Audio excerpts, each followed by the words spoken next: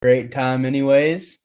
Somebody who's not having a great time right now is Florida State. Just like I predicted, just like Levi predicted last week. And they got absolutely demolished by Georgia today. Now, anybody who had been following the news going into the game shouldn't be surprised by that because Florida State decided to sit out over 20 of their starters on their roster. So the team that Georgia played today was not the team that went 13-0 and won the ACC championship. I mean, it wouldn't have been that team anyways with the whole quarterback situation at Florida State, but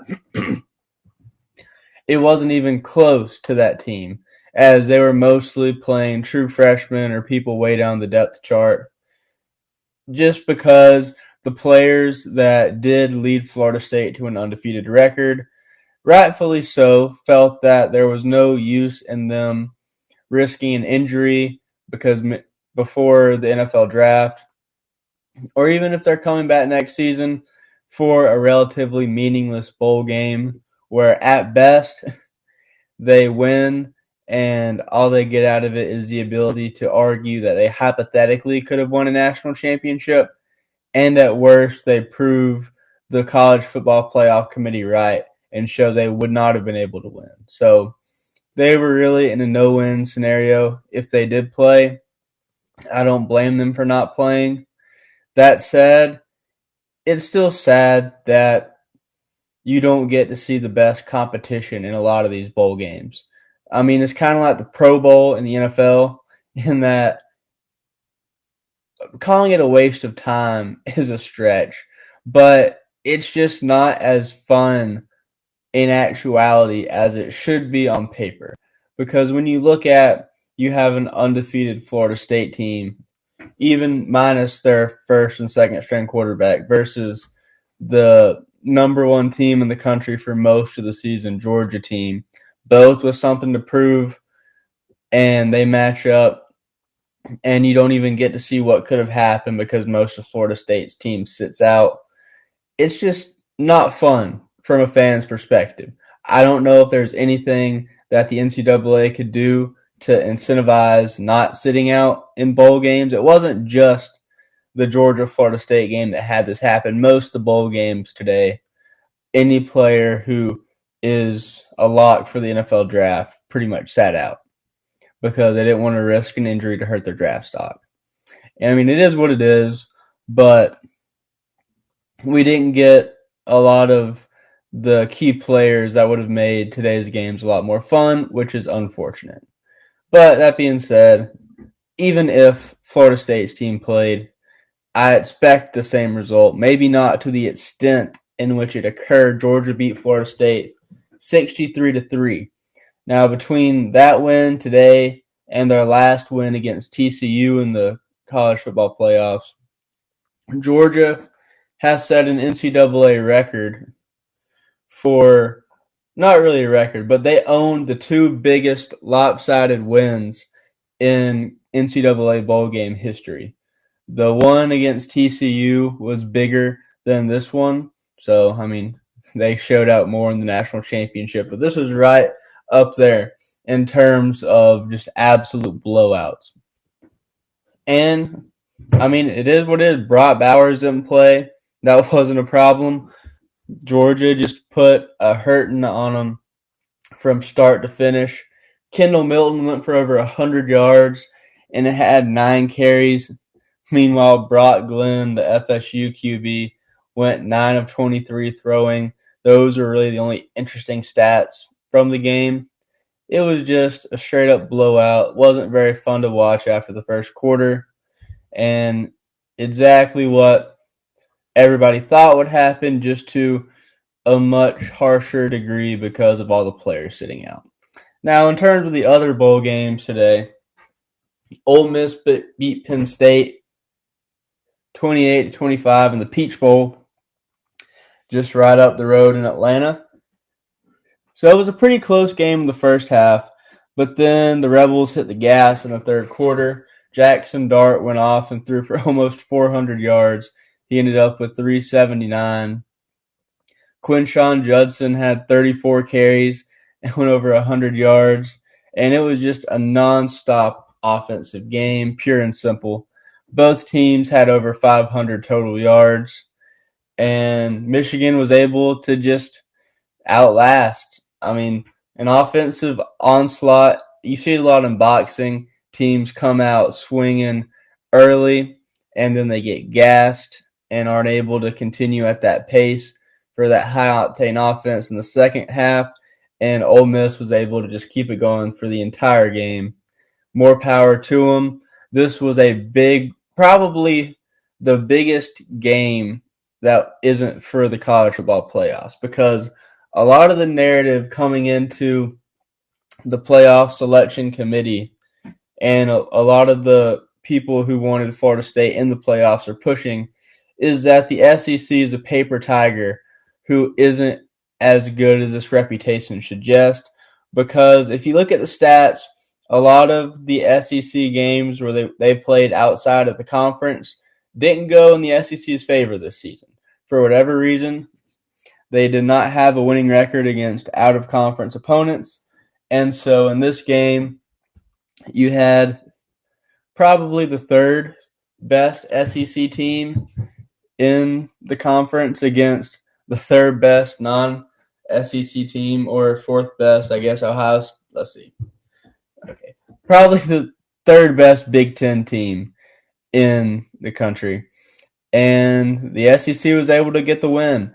And it's a big statement to try and give SEC fans some argument that the SEC is not as weak as its detractors would like to think, which, I mean, for anybody listening to this podcast, is probably something you can get behind. So thankfully, Ole Miss was able to give less ammunition to the haters and was able to prove that the SEC can beat the Big Ten. Now, hopefully, Alabama can solidify that here in 2 or 3 days, but we'll get to that later.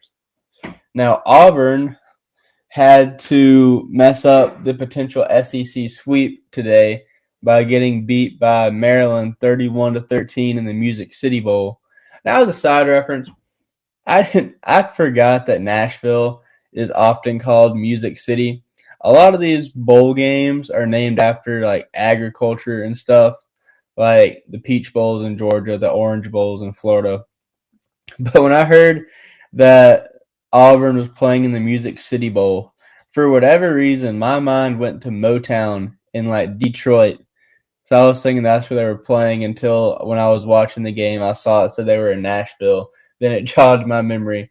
But perhaps they should call it the Country Music Bowl or something if they're really trying to give it a Tennessee, Nashville vibe to the bowl game. But I digress. The game was pretty much over in the first quarter. Auburn gave up a 75-yard run and a touchdown within the first 2 minutes of the game. And by the end of the first quarter, Michigan was up 21-0. So if they just didn't score again for the rest of the game, it would have been a wrap. Now, I knew going in that Auburn hadn't been great this year, but I'll be 100. I thought they were going to win this. I mean, clearly based on the last 10 minutes, y'all can tell I think highly of the SEC. And Auburn was able to take Alabama to the limit in the Iron Bowl, who, whatever your thoughts on Alabama, they are, according to the College Football Playoff Committee, a top 4 team in the country, something which Maryland is certainly not. So my logic was if they could be that competitive against Alabama, there's no reason they couldn't beat Maryland, and that was just faulty logic on my part. I think the biggest takeaway that shows is that college football rivalry games are just different. You can't use rivalry games to reflect upon other scenarios, because even when teams have nothing to play for, sometimes those rivalries run so deep, such as Auburn and Alabama, that even like middle of the road to poor teams can reach down deep within themselves and find a way to challenge a much better team on a day where nobody, like, if you took the name off the jersey and said this is Tennessee but same players, everything, I don't think it's close. but there's just something about those rivalry games that make players show out in a way that they just don't in other games. And clearly Auburn didn't show out today.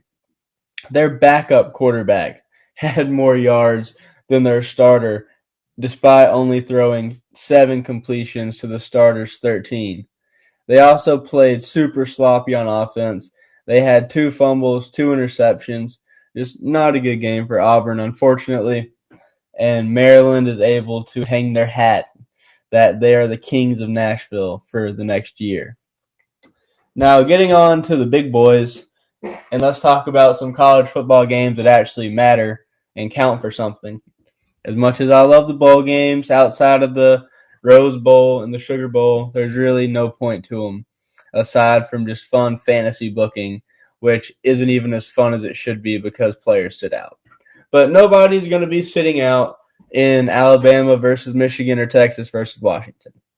Now, I'm going to touch on Alabama versus Michigan first just because I think that's going to be the most exciting game, personally. I'm biased, but I do think they're the 2 biggest programs playing in the playoffs. Like Texas, great program. Washington doesn't just have like the name brand value that Alabama, Michigan, and Texas do. Not that that matters in terms of winning, but as far as excitement for the game, Alabama versus Michigan it sounds amazing. These teams don't play very often. Now, Michigan, they've made the playoffs a good bit over the last 10 years and not a national championship to be found. So they're probably particularly hungry to prove doubters wrong who give the Big Ten flack. But that being said, I've got to go with Alabama for this game. Now, Michigan's the number 2 defense in the country. Alabama's ranked 15th, and both teams are nowhere near the top offensively, with Alabama at 53 and Michigan at 68. Now, the offensive rankings include non-Power 5 teams, so they're really higher, but you get the point. That being said, I just feel like Alabama has better coaching. They have better record, strength of schedule, and better performances in those games against ranked opponents, even if one of those ranked teams did beat them. So Michigan played 3 ranked teams this year, and they won all 3 games, but 2 out of the 3 were very close. Alabama played 5 ranked teams, lost to Texas, had a close game against Georgia, but the rest, like those 3 games that they won, were pretty decisive wins. And the Alabama team that's playing Michigan on Monday is far better than the team that lost to Texas in September. Now, not only does Alabama have a better coach, they play better competition, and they perform better against said better competition. I think the SEC championship game will give them the momentum and the confidence boost that they needed going into this game against Michigan. Whereas Michigan's last game was against Iowa, and they played great, but Iowa is not exactly top tier competition. So I think it'll be a close game, a hard fought game. I think it'll be a lot more of a defensive, grinded out game than you would expect when you just read the marquee and see Alabama versus Michigan. But like every Alabama game, the key is Jalen Milroe and how he does. I said it against Georgia and he didn't deliver, so we'll see how it goes this time. But I think for Alabama can win this game if Jalen Milroe only runs the ball. But if they want to just put it in the grave early, he's going to have to be a dual threat. I've been waiting for him to be a dual threat all season consistently. It's yet to happen.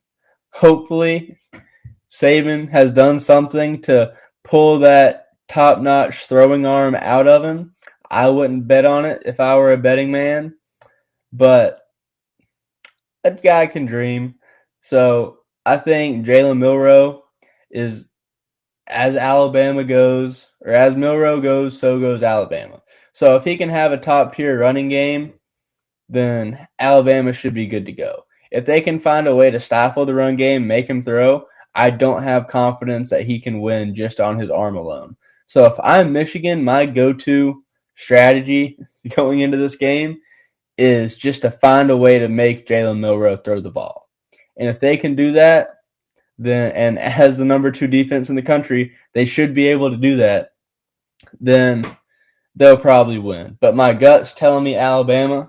Now, that is in defiance of Vegas because Vegas has Michigan favored both to beat Alabama and win the national championship. So we'll see how it goes, but I just think Alabama has it for the reasons I already laid out. Michigan certainly has a good case to be made, and if you were to lay out logically why you think Michigan should win, number 2 defense, they're undefeated, they're not as streaky and inconsistent as Alabama. I hear all those points. I gotta roll with the tide. Now, one big reason why I really want Alabama to win, aside from the fact that I'm an alumni there, is I really want to see Alabama and Texas playing the national championship.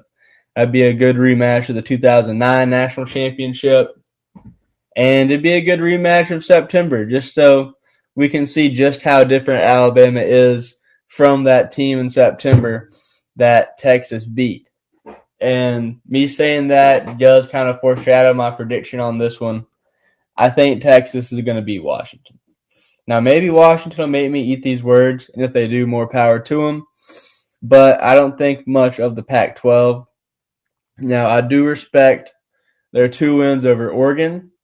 Those were tough. And Washington had the tougher schedule as a whole. And they performed better.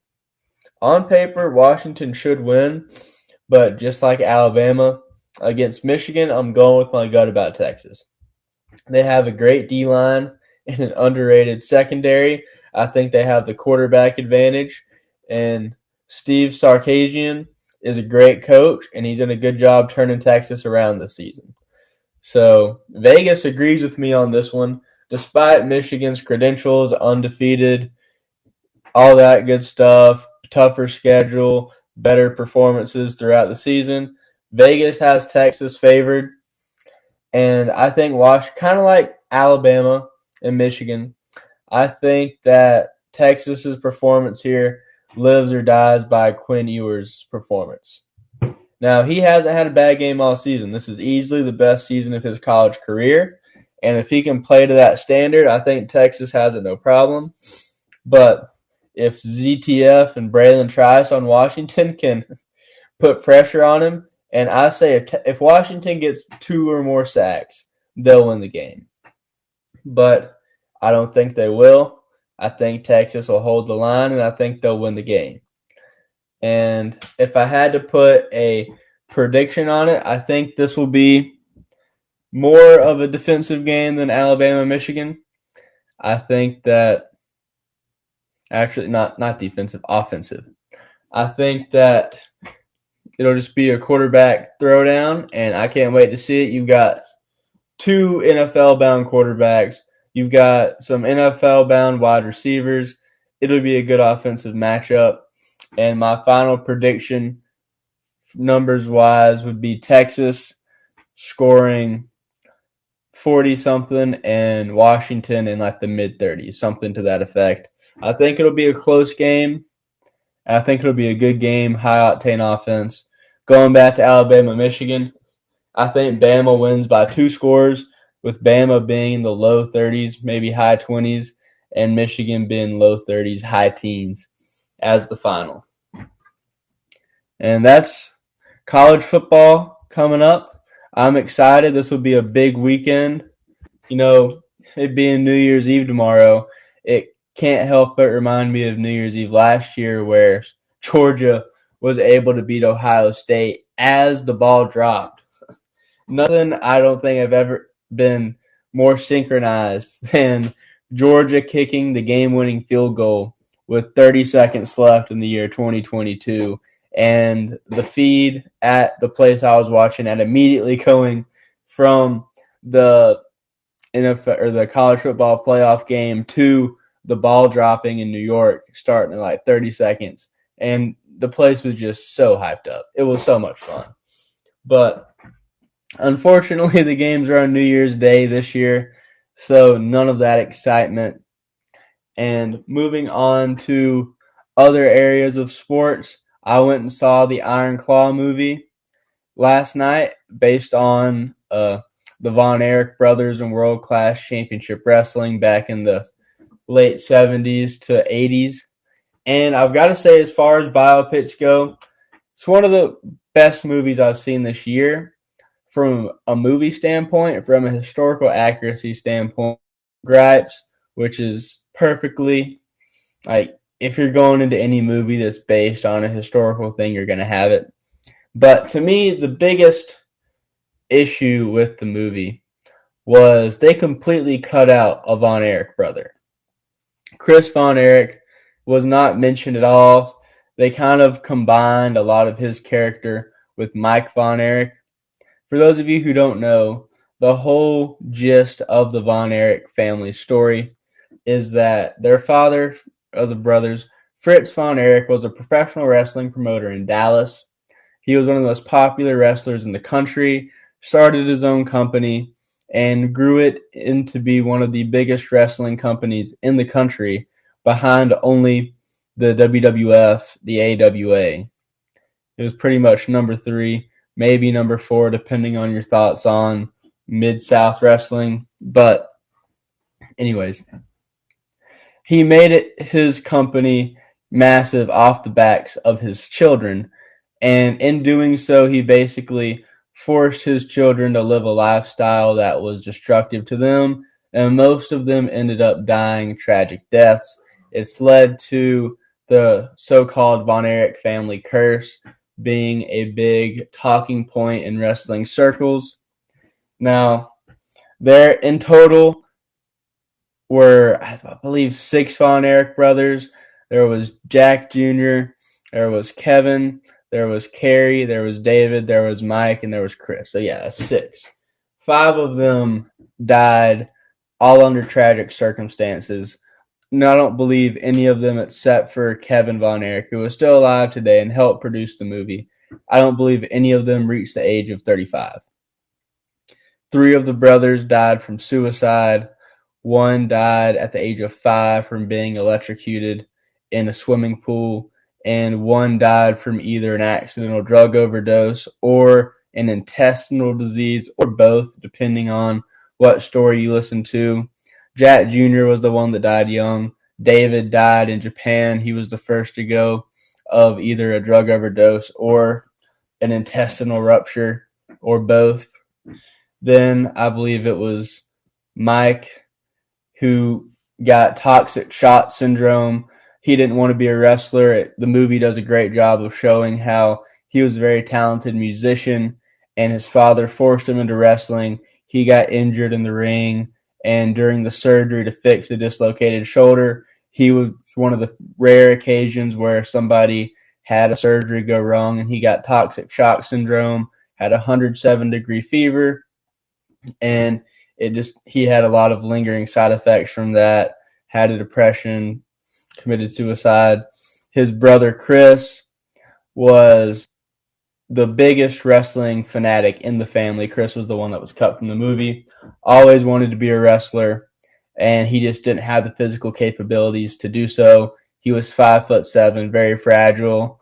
He was able to convince his dad to let him wrestle for a couple of months, I believe, and it only took that long for him to break his wrist and have to retire, and he got depressed from that and ended his life. And then Kerry Von Erich was the most famous of all of the Von Erich brothers. He went on to have a run in the WWF in 1990, 1991-ish, was Intercontinental Champion, very popular, but was also heavy into drugs and partying. And at kind of the peak of his physical power, he had a motorcycle wreck that, unlike in the movie, so Kerry Von Erich was also the most successful of the brothers. He won the NWA World title from Ric Flair following the death of his brother at the David Von Erich Parade of Champions show they did to honor David after he died. in, I believe, like 1986-ish. Let me look that up real quick to fact check. 1984, actually. So 1984, Kerry Von Erich won the NWA Championship and was only champion for like 20-something days before he lost his title back to Ric Flair because his partying lifestyle made him very unreliable for promoters to want to build their company around. And in the movie, they make it seem like he won the championship that night, went out partying, and wrecked his motorcycle and ended up severing his foot. Now, in reality, he didn't have his foot amputated until about 3 years after he won the NWA Championship.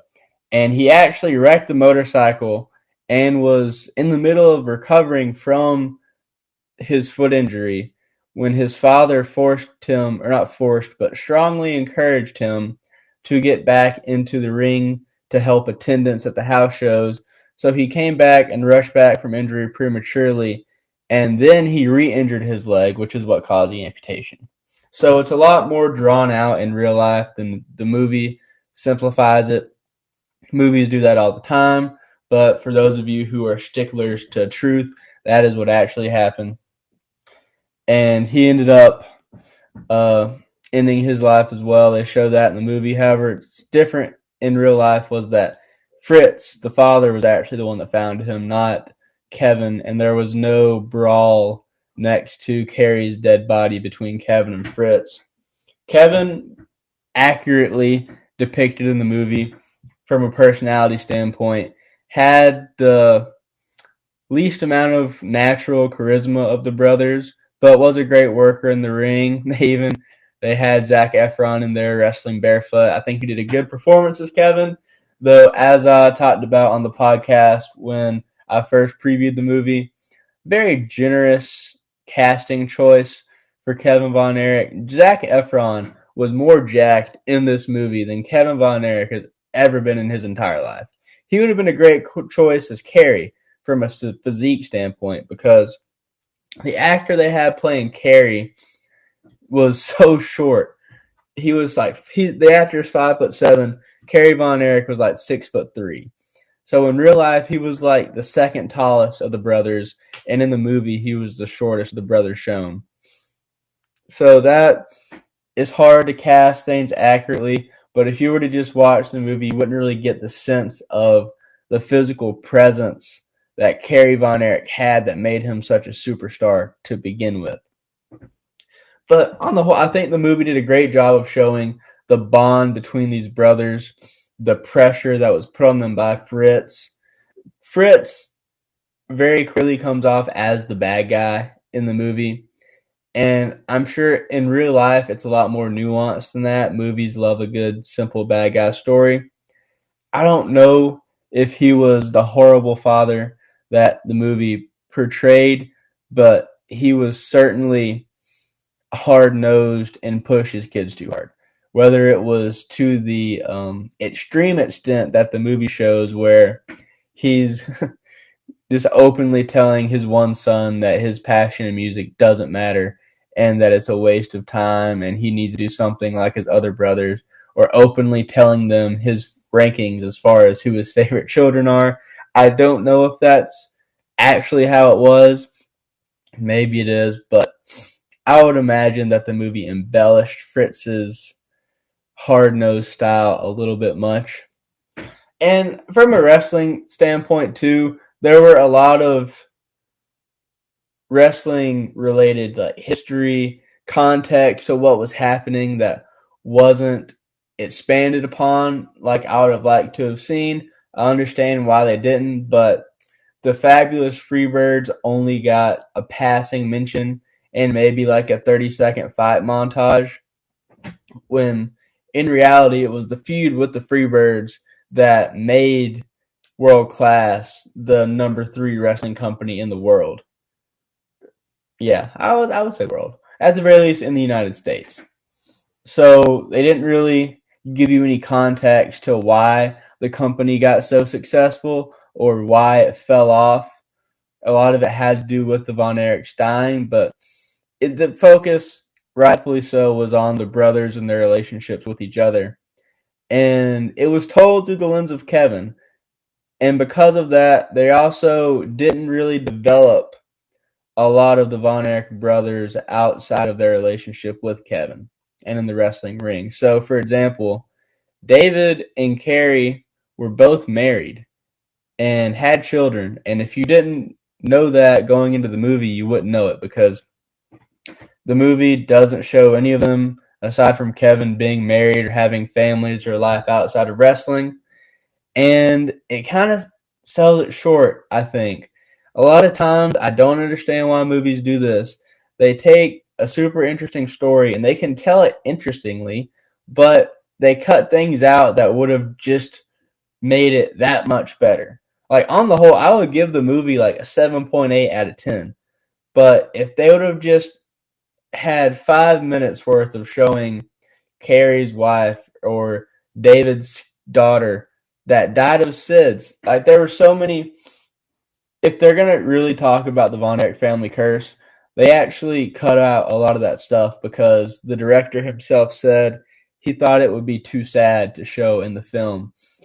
And if you're trying to tell a tragedy, you don't make it less tragic.